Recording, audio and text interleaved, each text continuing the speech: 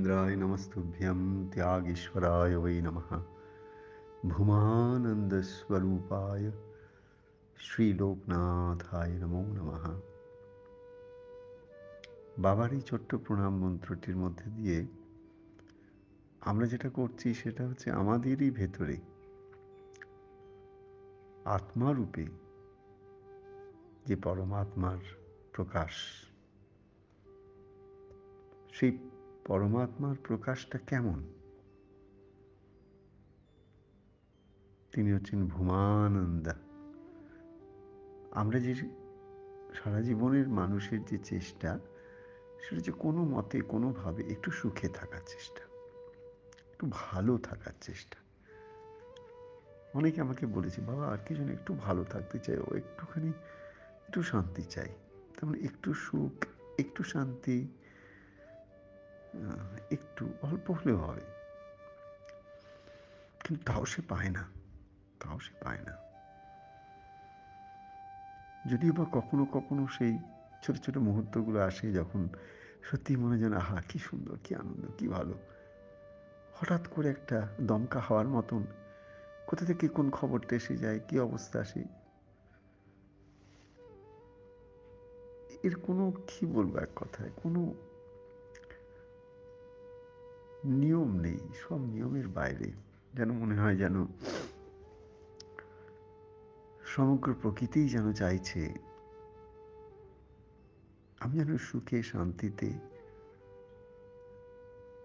অনেকক্ষণ থাকতে না পারি, অনেক দিন থাকতে না পারি। আসলে তা নয়, আসলে ঠিক উল্টোটা হচ্ছে সত্য। সমগ্র প্রকৃতি চাইছে, সমগ্র প্রকৃতি বলতে কিন্তু আমারই ভেতরে যিনি পরমাত্মা স্বরূপ, তিনি চাইছেন আমি কবে আত্মযোগী হব, কবে আমি আত্মার সঙ্গে যুক্ত হবার জন্যে জীবনে আমার সেই স্পৃহা আসবে, সেই আস্পৃহা হবে, সেই প্রাণের আকুতিটা আসবে। এই বুঝে যে প্রকৃতি যেটা আমাদের বারবার বোঝাতে চাইছে সেটা হচ্ছে যে যতক্ষণ আমরা ইন্দ্রিয়র সঙ্গে যুক্ত হয়ে, মনের সঙ্গে যুক্ত হয়ে বহির্বিষয়ের সঙ্গে, অর্থাৎ সংসারের মধ্যে নানান রকম সাংসারিক বৈষয়িক বস্তুর মধ্যে, মানুষের মধ্যে মনটাকে দিয়ে, ইন্দ্রিয়কে দিয়ে আমরা যে সুখ নেবার চেষ্টা করে চলেছি জীবনভর, সেটা যে ঠিক পথ নয়। সে পথে যে আজ অব্দি যারা যারা চলেছে সবাই ওই সাময়িক সুখটুকুই পেয়েছে, অনেকটা দুঃখই পেয়েছে, এর বাইরে তো কিছু পায়নি। তুমি কি করে পেতে পারো, আমি কি করে পেতে পারি, কেউ কি করে পেতে পারে? প্রকৃতি আমাদের বারবার, প্রকৃতিকে আমি সবসময় কি দেখি জানো, দ্য মোস্ট পেশেন্ট মাদার। যেমন মায়ের অফুরন্ত ধৈর্য থাকে সন্তানকে মানুষ করার জন্যে, ঠিক তেমনি প্রকৃতি অফুরন্ত ধৈর্য ধরিত্রী মায়ের আকাশের বাতাসের সব কিছুর মধ্যে দিয়ে যে সেই এক এনার্জি, এক শক্তি, সেই শক্তির স্বরূপিণী মা, তিনি আমাদের ওই প্রকৃতি বলতে কাকে কি বলছি, প্রকৃতি বলতে মাকে বলছি, সেই জগৎজননী মায়ের কথা বলছি। মা তো কখনোই চান না সন্তান তার কোল থেকে নেবে বিষয়ে যুক্ত হয়ে বিষ যন্ত্রণা ভোগ করতে থাকুক, এটা তো মা চান না, প্রকৃতি তো এটা চান না। তুই প্রশ্ন করতে পারো, সে তো সবই বুঝলাম, এইসব থিওরি তো বহুদিন শুনছি, কিন্তু কার্যক্ষেত্রে প্রকৃতির টানটাকে, প্রকৃতির এই যে আমাকে হিপনোটাইজ করে, আমাকে সম্মোহনের মধ্যে ফেলে, আমাকে যে সংসারী করেছে, আমাকে যে বিষয়গ্রস্ত করেছে, আমাকে বিষয়ের মধ্যে থেকে, বিষয় থেকে বিষয়ান্তরে ছোটাছুটি করাচ্ছে, এটা কি, এটা তো মা করাচ্ছেন, তাহলে আমাকে এর মধ্যে কেন টানা হচ্ছে? আমি কি অপরাধ করেছি?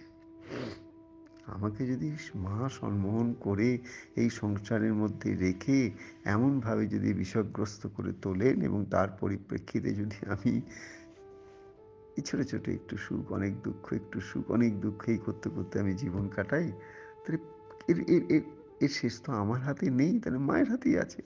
হ্যাঁ, একদম ঠিক কথা, একদম ঠিক কথা। মায়ের হাতেই আছে, গুরুর হাতেই আছে, ইষ্টের হাতেই আছে, ভগবানের হাতেই আছে। তোমার হাতে নেই। এ কোন তুমি জানো? এ তুমি হচ্ছে সেই মন, বুদ্ধি, চিত্ত, অহংকার এই ৪ টের সংমিশ্রণে তোমার যে একটা অহংকারের একটা খোলস আছে, যেটাকে ইংরেজিতে ইগো বলি আমরা। ওই যে একটা শরীর কেন্দ্রিক, মনোকেন্দ্রিক আমি বোধ, ওই আমি বোধটা আমাদের মধ্যে তিনিই দিয়েছেন। কেন? যাতে করে একদিন ওই আমি বোধের চেষ্টাগুলোর মধ্যে যে একটা বৃশ্চিক দংশন আছে, একটা কোথায় যেন জ্বালা যন্ত্রণা আছে, কোনো না কোনো জন্মে এসে ওটাকে যেন আমরা গভীরভাবে একটু বুঝতে পারি, অনুভব করতে পারি। যদি অনুভব করি তাহলে কি হবে? তখন আমাদের মধ্যে একটা চেষ্টা আসবে, আমাদের মধ্যে একটা জাগরণের চেষ্টা আসবে, আমাদের মধ্যে একটা ওই অবস্থার থেকে বেরোবার মুক্তির একটা চেষ্টা আসবে। ওটা তো একটা বন্ধন। সমস্ত ওই আমি দিয়ে যে সুখ ভোগ, সেটা তো একটা বন্ধন। বন্ধনে কার কোন দিন সুখ হয়েছে? আর একটা আমি আছে, সে আমি আমারই মধ্যে।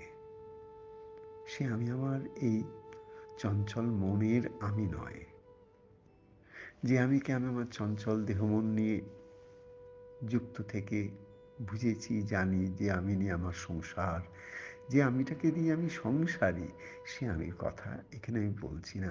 আমি যে তোমার আরো একটা আমি আছে, সেই যে আরো একটা আমি, সেই হচ্ছে তোমার আত্মার স্বরূপ। কিন্তু বাবা তাকে তো আমি বুঝতে পারি না, এই আমি কিন্তু তবুও সারাদিন বুঝতে পারছি, এই আমির সঙ্গে তো ওঠা বসা ঘর করছি। এ তো তবু একটা পারসেপশন না, যে তুমি যার কথা বলছো তাকে তো জানি না, বুঝি না। একদম ঠিক কথা। তিনি অজ্ঞেয়, তাকে ধরার ছোঁয়া যায় না। মন বুদ্ধি কেউ সেখানে পৌঁছাতে পারে না পরমাত্মার কাছে। আত্মার কাছে মনের পৌঁছাবার কোনো ক্ষমতাই নেই। কিন্তু হ্যাঁ, একটা মনের আছে, সে মন তোমার শুদ্ধ মন। হ্যাঁ, একটা প্রাণের আছে, সে প্রাণ তোমার বিষয়ে যুক্ত প্রাণ নয়, সে প্রাণ তোমার আত্মারাম, প্রাণারাম।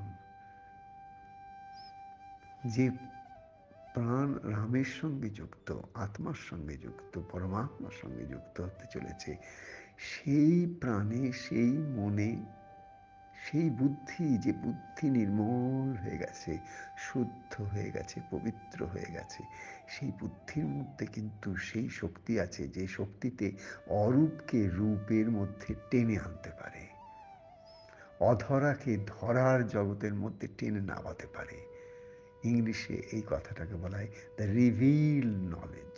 মানে আমি তাকে আমার জ্ঞানের মধ্যে আনতে পারবো না, তিনি তো অজ্ঞেয়, আননোয়েবল, তাকে তো জানা যায় না।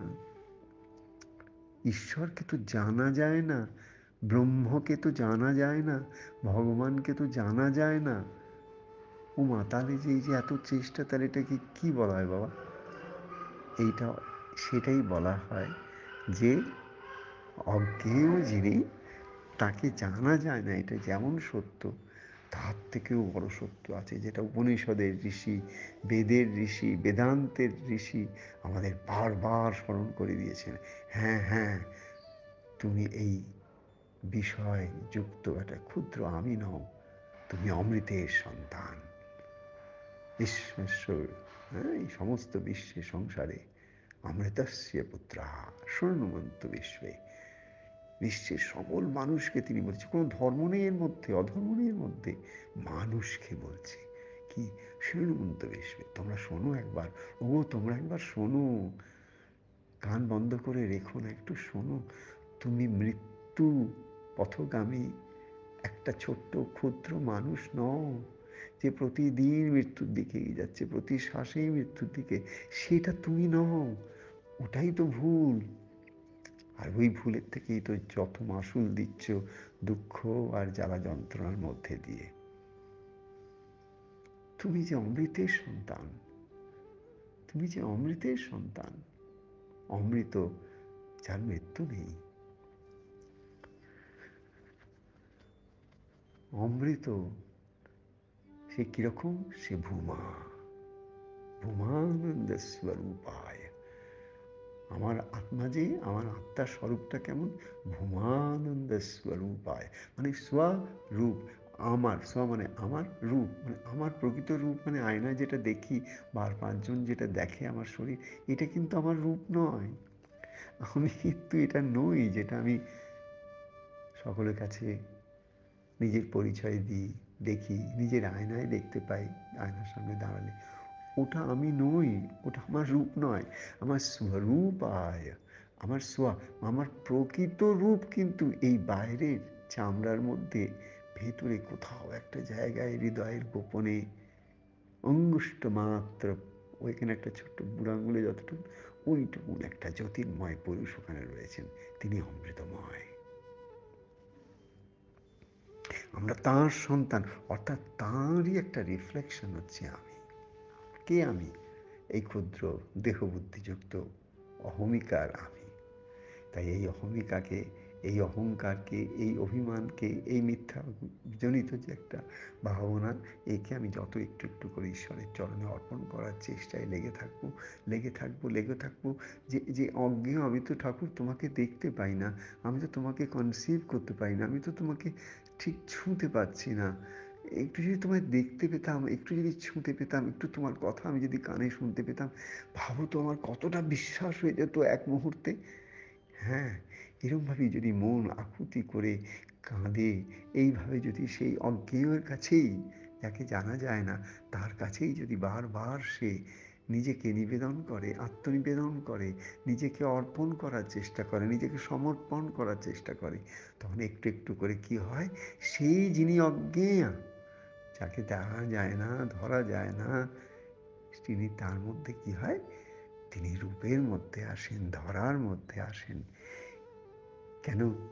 যখন আকুল হয়ে মীরা কেঁদেছে কৃষ্ণের জন্যে, কৃষ্ণ কি রূপ নিয়ে আসেননি, বারবার মীরার কাছে দর্শন দেননি?